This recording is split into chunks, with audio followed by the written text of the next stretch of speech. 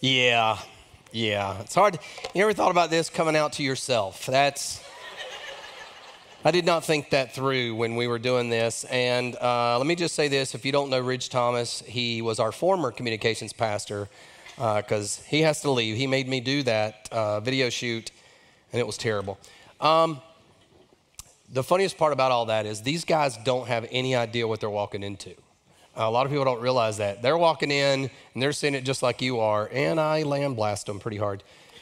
This is a way for you to get to know our staff better and how we tear them down and then build them back up again.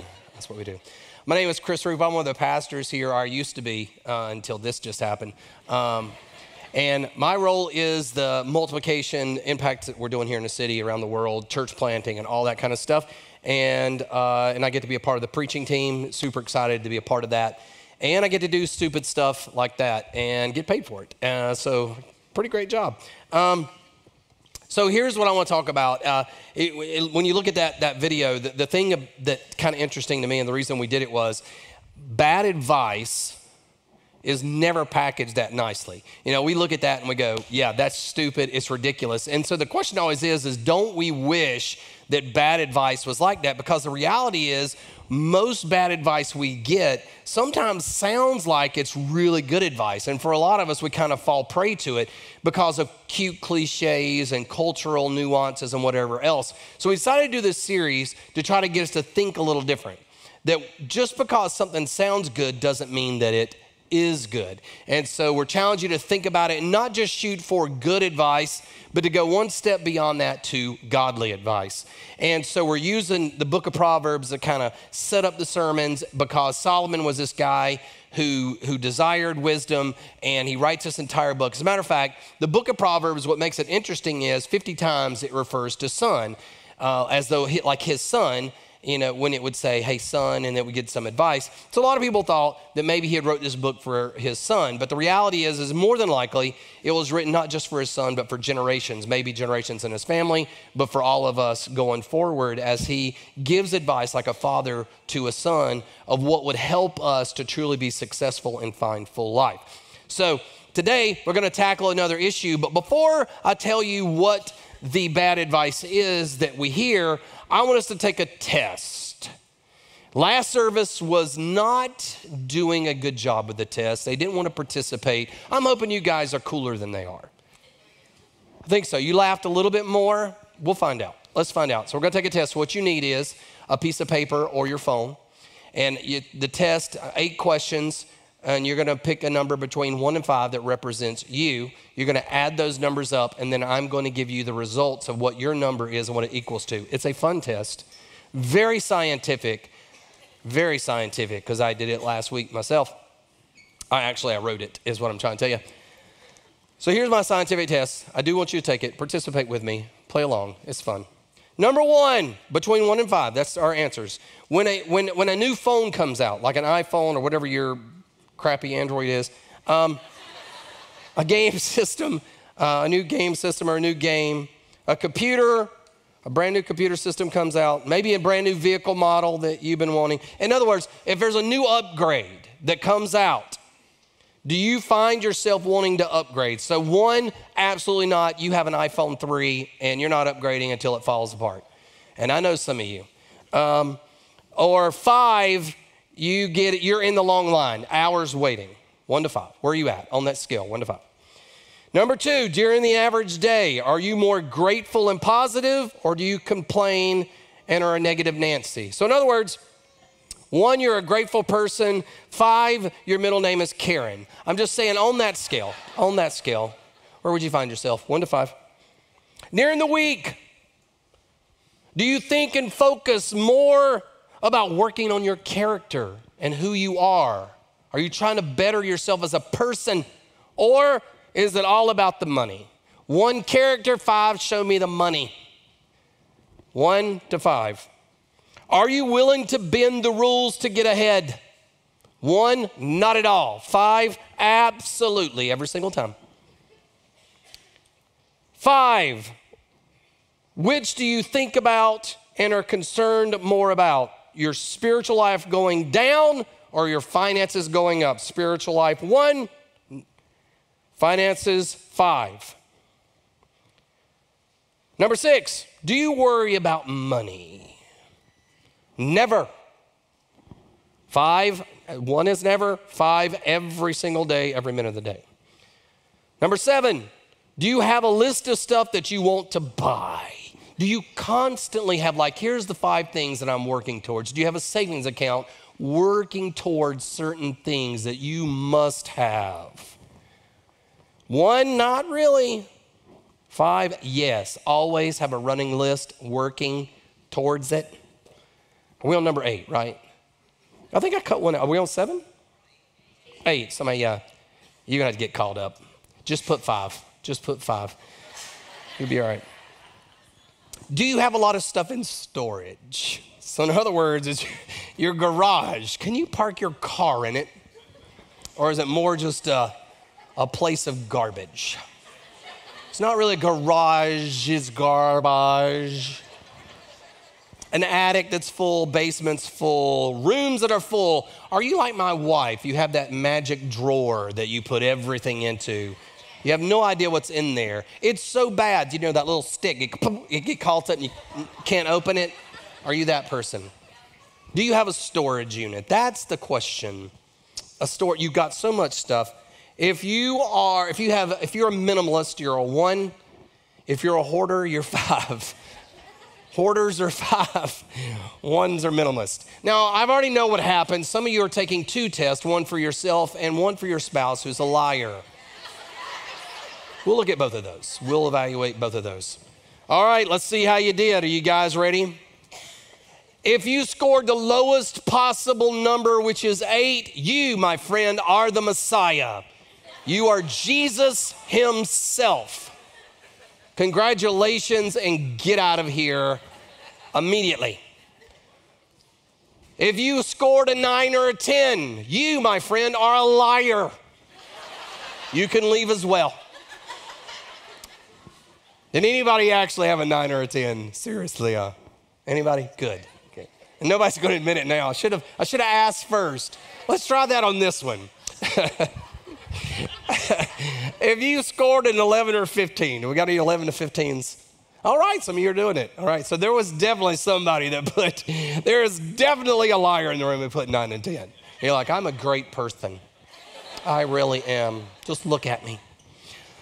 If you did 11 to 15, it's okay. You're content. I mean, you're doing great. You're probably a Christian. I'm gonna roll the dice as possible. It's higher probability than the rest of us in just a minute. But you're content, very content. If you scored between 16 and 20, you are pretty content. I mean, there might be a little bit of work. We got some 16 to 20s in here. Yeah, you're pretty content. Yeah, you got a little work to do, but you're hanging in there. All right, let's get serious now. If you have between 21 and 29, do we have any of those 21 to 29s? Yeah, there's a lot of us in here. Yeah, you haven't got to mine yet, so you're doing great. You guys are discontent. You are the reason I wrote this message today. Not the main reason, but you are a predominant group that I'm focused on. The biggest group, let's go ahead and let's just get it out there. I'm putting my hand up. 30s to 40s. Who do we got? This guy's loud and proud. Some of you just don't want to raise your hand. Go ahead, lift them high like you mean it, Because it's still a grading scale between 30 and 40. A lot of y'all got it. You're just not doing it because you're also a liar. Some of you. Listen, 30 to 40, you're greedy. You are a greedy person. This message, young man, wow, is for you. And you're going to put your listening ears on is what I'm trying to say. I also have this in written form that I'll hand to you after the service. And we have a prayer team that'll be waiting. I mean, I don't want to focus on you the whole time, but I'm going to be looking a lot right here. So obviously we're talking about greed today. And let me go ahead and tell you, the thing that's funny about greed, even asking this, if I was to ask you guys, how many of you are greedy? I mean, you're immediately going to say, I'm not me. I'm not greedy. We think about the corporations, right? Those greedy corporations, those 1%ers. I mean, those are the guys that are ruining the country. Very few of us think that, hey, you know what? even us poor people, we can be greedy. Because greed is oftentimes misunderstood of what it is. I'm gonna prove it to you. Let me show. And first of all, I heard some of you say, Chris, that's stupid. You're saying I'm greedy. That's ridiculous. I don't love money. And that might be true, but you're dating it. You got a picture of her in your wallet, that's all I'm saying. You're spending a lot of time on the internet looking at her. What I'm saying, that's a little too far. Pull it back. You're fantasizing is what I'm saying. So I'm gonna prove it to you. Here we go. So you're scrolling on Facebook, Instagram, right? And there's always those videos you accidentally turn the audio on. Y'all familiar with that? You click the audio and you're flipping up and then you'll have some guy say, hold it, wait, don't scroll past here. Do you want to triple your income? I'm gonna show you how to triple your income in 30 days. Now, that's what I wanna talk about today. I wanna talk about this lie. How to triple your income in 30 days. And here's what's funny. A lot of us in here, we're thinking that's kind of silly, but here's the thing. We've all seen it, right? Some variation of it. Them trying to sell you something that's so big and so extraordinary, right? Have we all seen it? You know what I'm talking about? We've all seen it. We've all heard about it. And it happens all the time. And if it didn't work, it wouldn't be on there. It works. It works. People are clicking. They're looking for something. There's something missing. There's discontent in their life. There's something they feel like is missing in their life. And as soon as something pops up that triggers it, that discontent, we've got to find out more. We got to dig into it. So let me start with the definition. The definition of greed is this. Greed is an excessive desire to acquire or possess more than what one needs or they deserve, especially with respect to material wealth. So let me play out this scenario and show you how it works in real life, how this progression moves forward. Okay, you ready? So here's where we're gonna start. Let's start with greed. We say we're gonna talk about greed. Let's start with greed. So greed is this. It's this big focused spotlight, this giant spotlight. And greed kind of looks around, it sees different things. Oh, that person's got a nice boat. I'd like to have a nice boat. That person, look at their house. If I just had that house. And there's this discontent that kicks in and we become greedy. So I call it the floodlight. It just kind of opens up and it starts to reveal our discontent. But here's what happens. Greed doesn't stay as a big, giant floodlight. It hones in and becomes a spotlight and what I call envy. Greed moves into envy. And envy, another word for envy is covet. Now, let me tell you, it's a real problem. The Bible is very big on this topic. One of the 7 deadly sins in Scripture is greed. One of the 10 commandments deals with to covet something that somebody else has. And that's what this is. This greed moves into envy where we begin to covet. Covet now takes a floodlight and it begins to become a spotlight. And it begins to spotlight specific things that people have that we go, that's it. That's what I need. I need that right there. And we begin to envy what somebody else has, hoping that we can get it too. But here's the problem. Greed moves to envy, but it doesn't stay there. It takes a third step and it moves to jealousy.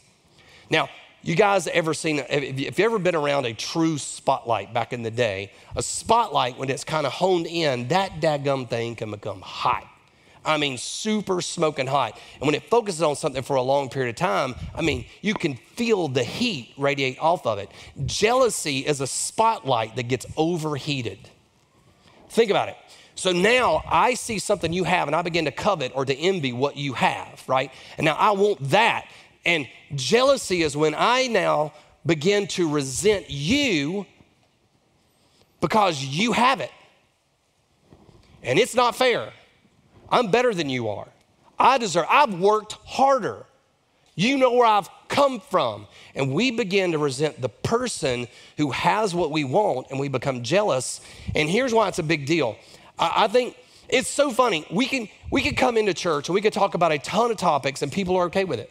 But you start talking about greed and money and all this stuff, people are like, oh, whoa, whoa, back off, Jack.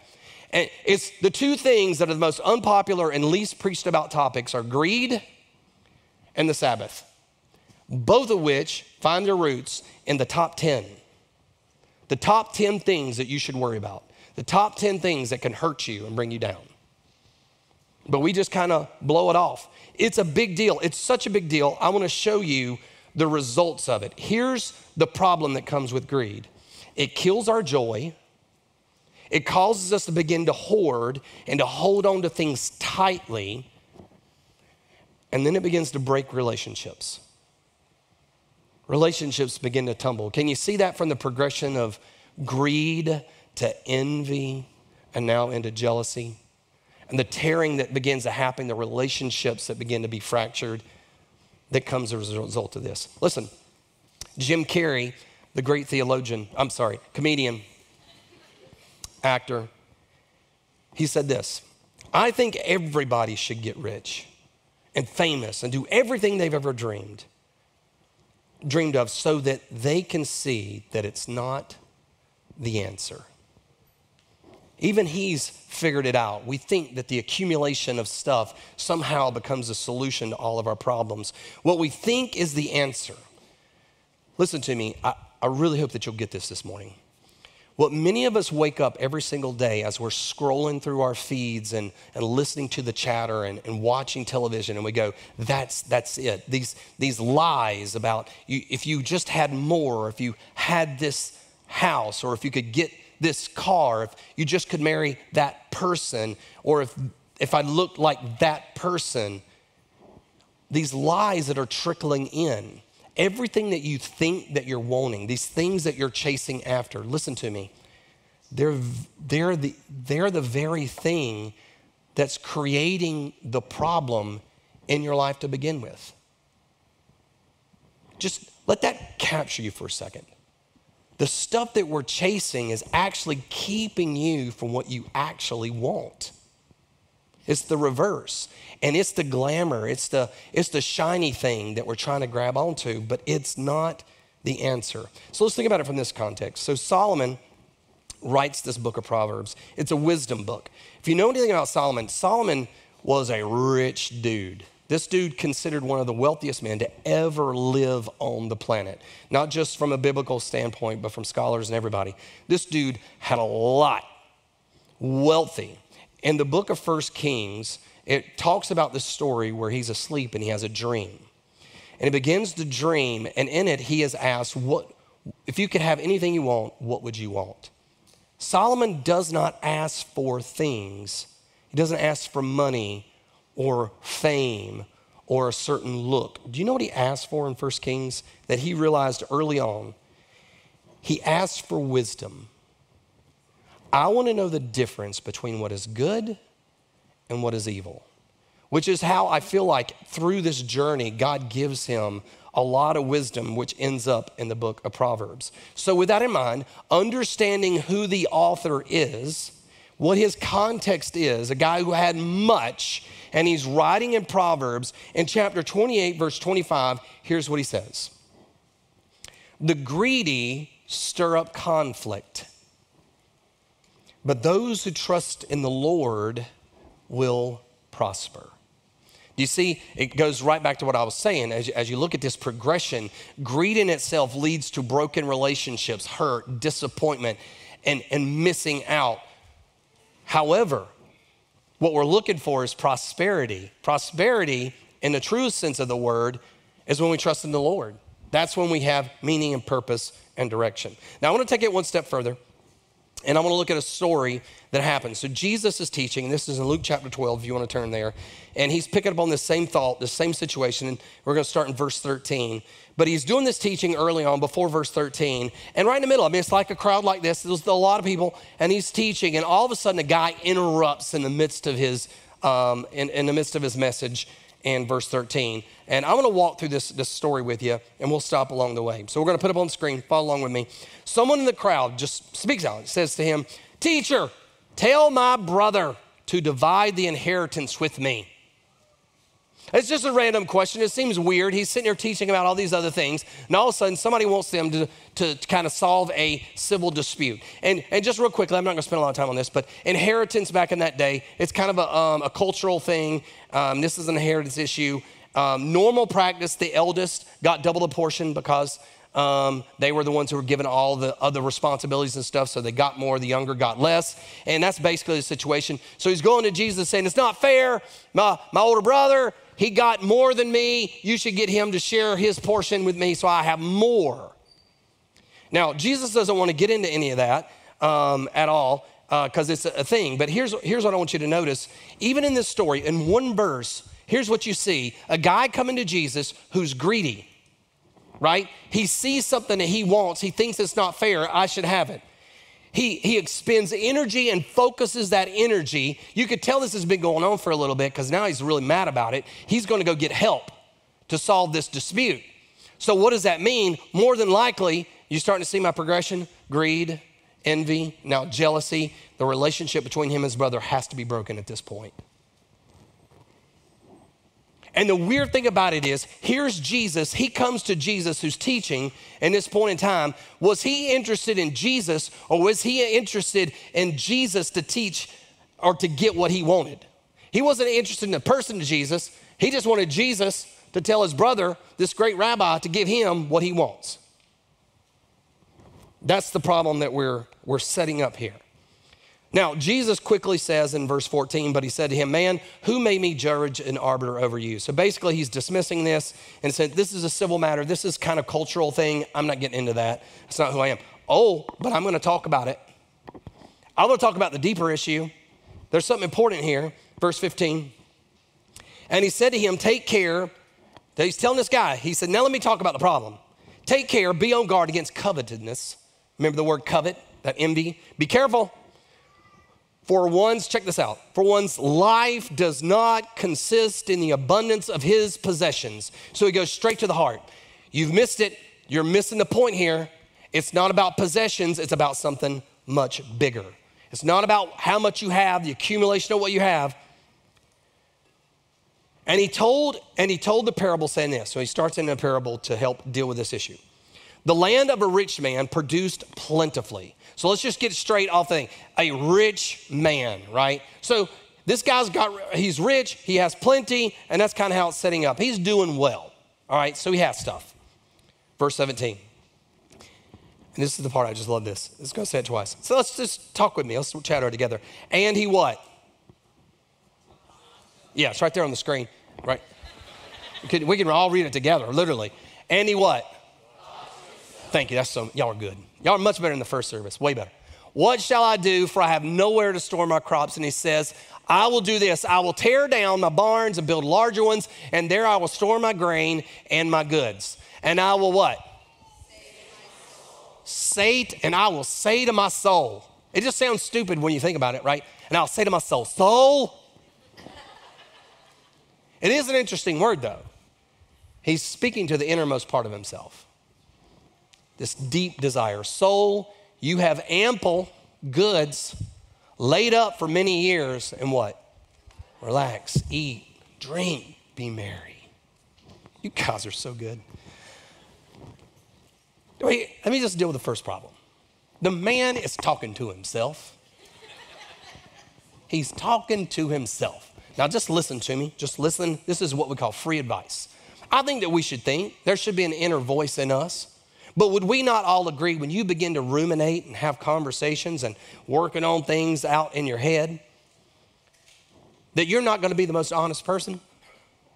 Would you agree with me that you are probably the easiest person to manipulate and convince to do something stupid?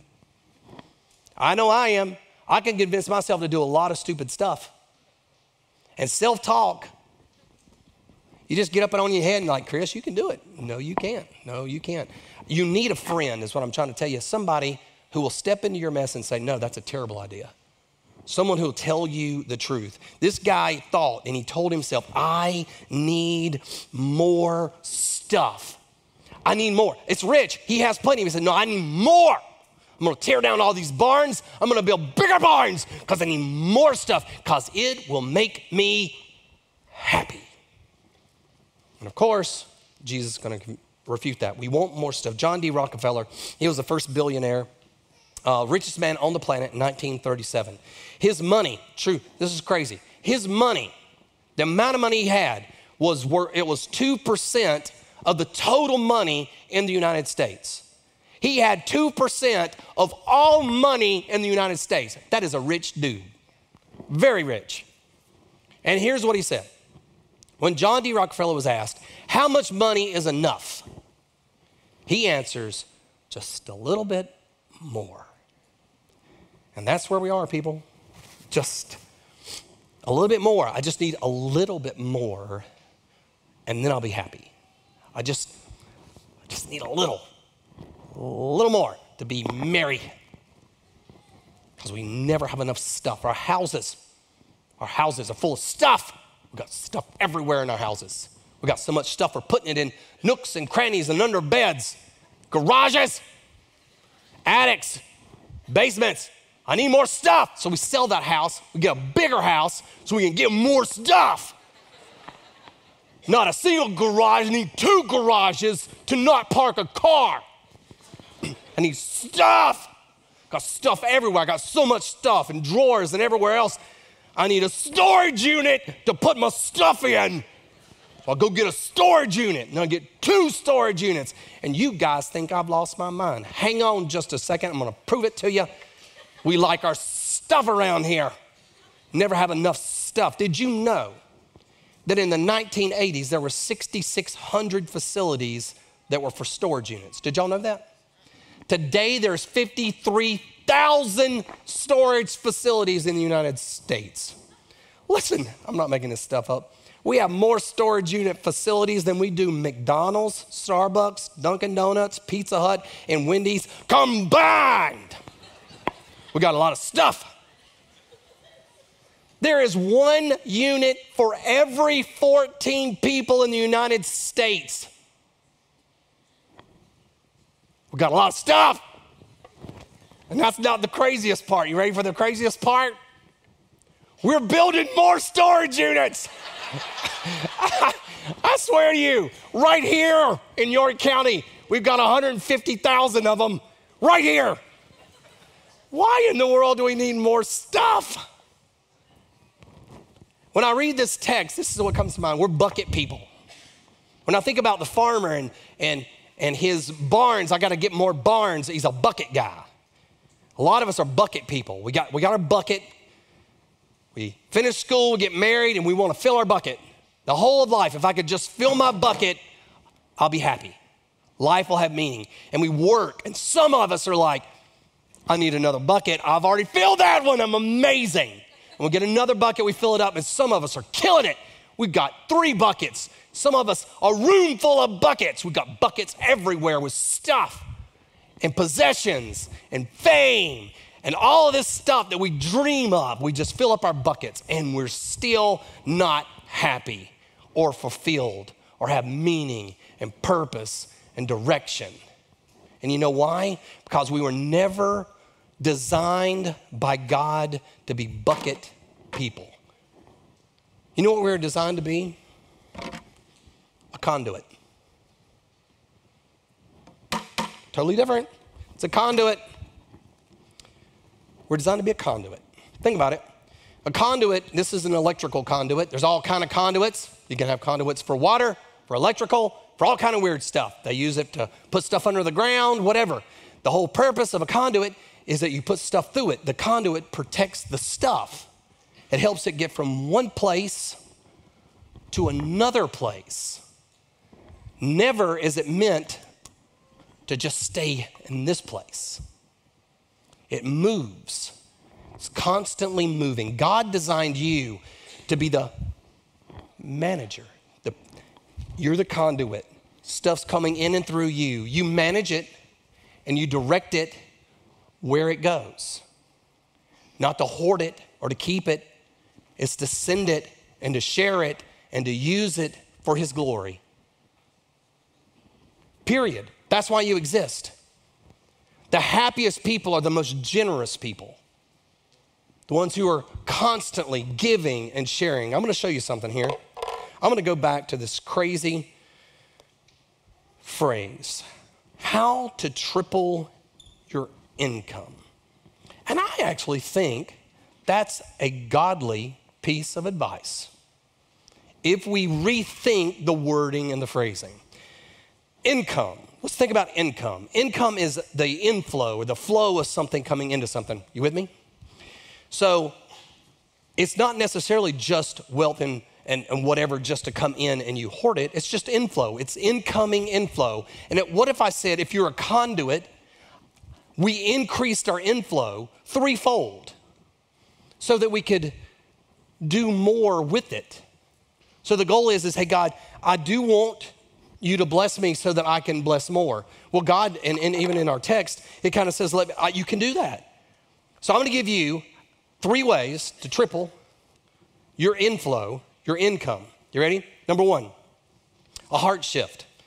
It begins with a heart shift. First of all, I'm going to move from a bucket to a conduit. And the way that I do that is I got to begin to understand who I am and what God has for me. So notice, if you go back to our story, this guy is, he's in a situation where he's building all this stuff so he'll have more stuff so he'll be happy, right? He says, I'm going to build this and all of a sudden I'm going to be happy. And then Jesus now is going to respond to it. I want you to notice what his response was in verse 20. He says this, but God said to him, what? Fool. Now in the Greek, the word fool means fool. It's not rocket science. It means foolish or unwise. The Chris Root translation is stupid. At least that's what I've always been told about myself. But here he says, God says to him, fool, this night your soul is required of you. Isn't it interesting? He was speaking to his soul. The solution was the soul. And now God says, your soul's going to be taken. Your soul is going to be required of you. And the things that you're prepared, whose will they be? You got all this stuff. Who's it going to be? And then he gives the solution, the answer. So is the one who lays up treasures for himself and is not rich toward God. And so here, I just want to make this very clear. Just let me read this. Listen to me. I don't want to mess it up. The rich farmer is a fool, not because he is wealthy or because he saves for the future. That's the super hyper Christians who will overanalyze something and miss the point. Don't miss the point. It's not about taking care and doing the right things with stuff, but because he appears to live only for himself. And because he believes that he can secure his life or bring meaning to his life with the abundance of his possessions. It's not what he has, it's the value that he's placed in it. Let's go down to, so if you go all the way to the end of this story, there's a whole center chunk, I'll come back to it in a second. The end of the story, 32, it says this, fear not, little flock, for it is your Father's good pleasure to give you the kingdom. Sell your possessions and give to the needy. Provide yourselves with money bags that do not grow old, with a treasure in the heavens that does not fail, where no thief approaches and no moth destroys. Check this out. Here's it, 34. Look at it. For where your what? For your treasure is, there will your what be? Your heart. And that is the key right here. Right here, be rich toward God. Listen, there's conduit. To become a conduit begins with, I want to be rich toward God. He is enough. I want more of him. All this other stuff, it's fine and dandy, but it's not what I want. It's not what I desire. God, I want you. I desire you. I treasure you. And whatever it is in your life, listen to me, this text is so important. Whatever you treasure, your heart will go that direction, and your heart is what guides your life. If you value becoming a millionaire, your heart is there, then guess what? Everything you do in your life is about that.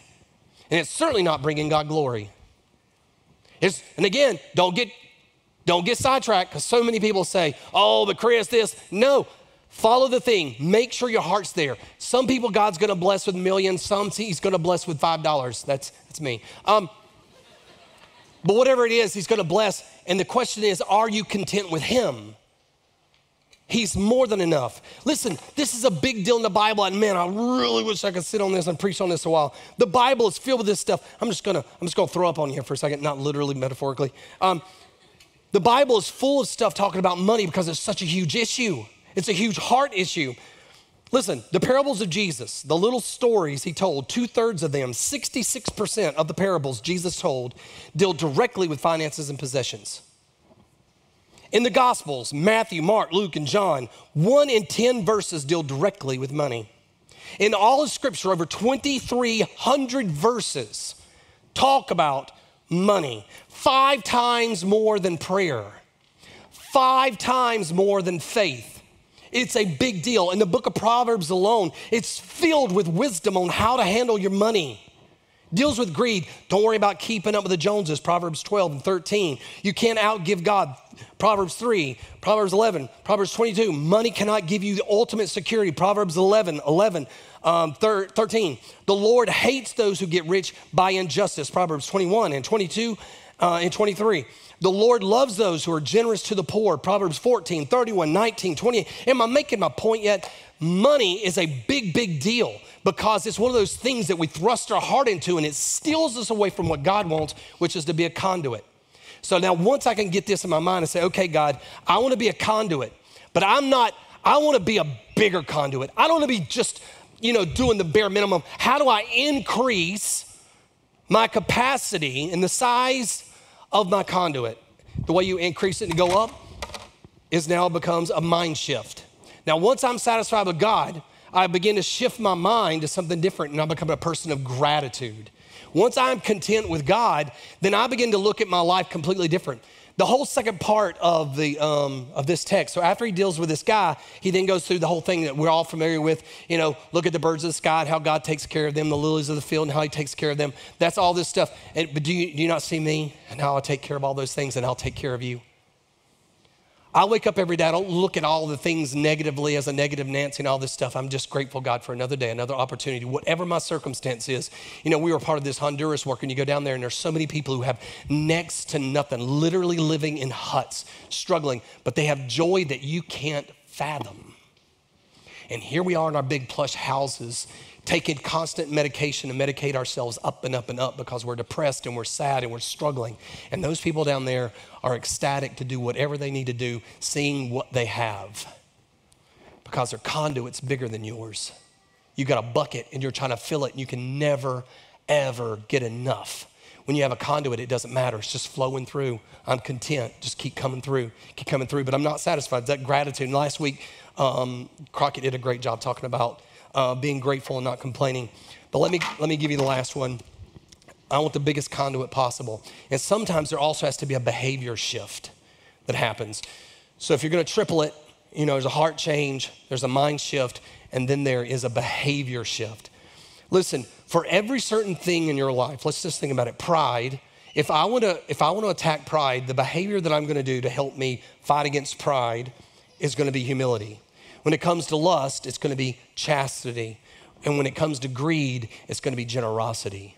And sometimes it's not easy and we say, well, I don't have much, but I need a behavior shift and I'm going to start doing certain things to increase my capacity so that I can let God flow through me even more so I become generous.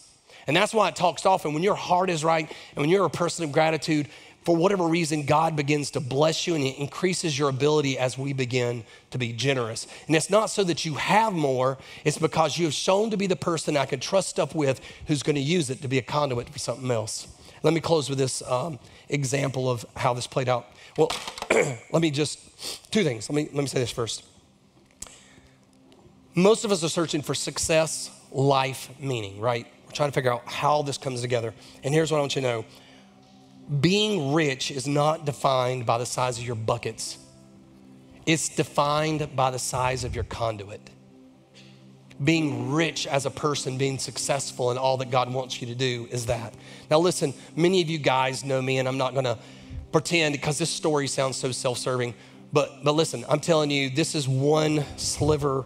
This is the smallest conduit possible in my life in one instance where God was generous to me to do something.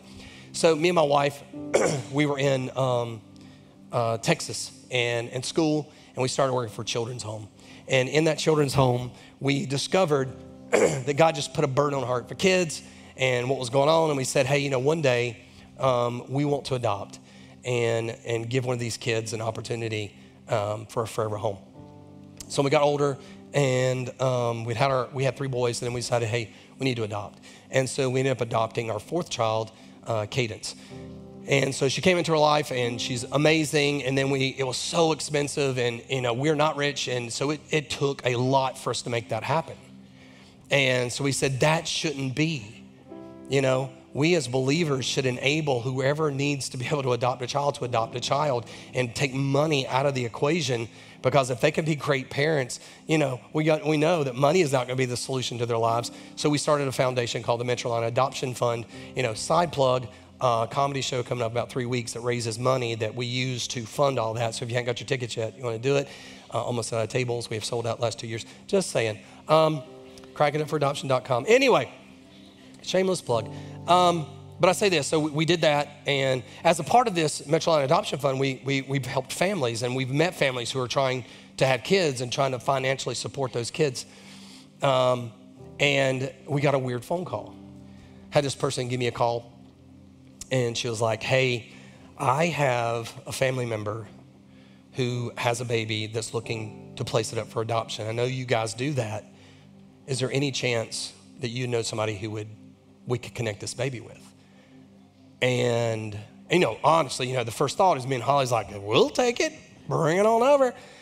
But then I just realized God has put us in this unique position. And we know these people who are wanting to have kids. And so I made one of the coolest phone calls I got to make, which was to Tyler and Amanda Anatucci, who Amanda was singing today. And I said, hey, I have a baby. This is them on here, and that's the little baby that I think would be potential for you guys. And so I got to be this conduit. Listen, back in Texas, felt God was saying, hey, here's something I'm placing on your heart. This is important to me. Children are important to me. No child should not have a forever home. And he put that kind of burden, and then through our life, we try to say, okay, we're there. I want to be a conduit, God, whatever we need to do. And we'll invest our time, our money, and our resources. We make nothing from it. The foundation doesn't give us anything. We just raise money and try to help families adopt, financially be able to adopt, and we've got to be a part of it. And there is nothing, listen to me, I have stuff. I wouldn't say I have a lot of stuff. I certainly don't have great stuff. That's why I'm friends with some of you guys. I'm hoping to get into your pool. I don't have one. The best boat is your boat. That's all I'm saying. That's all I'm saying. But you take all of that stuff, everything that I have other than my kids and my wife, that is success. That God let me be a conduit, play a little part in that story that changed that family's life forever. And that is what God wants for all of us. What if we all did it? What if we changed our mentality? Said, God, I want to be a conduit. I want you to use me. I don't want to be this small conduit anymore. God, even this, it's not big enough, God. I want it to be bigger. That's what I want for you today. Can we pray together?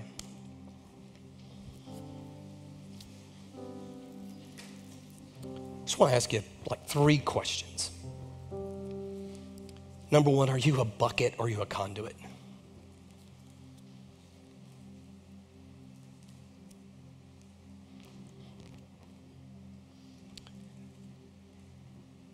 What do you want? Do you want to be a gatherer, a collector, a hoarder? Or are you just tired of that, tired of going after all of that and saying, God, I want you. You're more than enough. God, use me.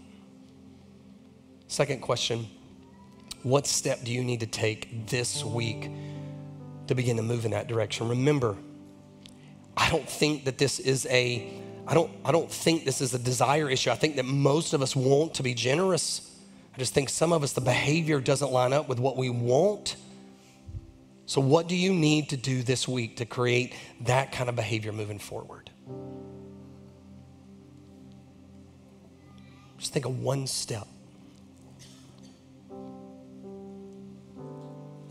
Last question. When are you going to do it?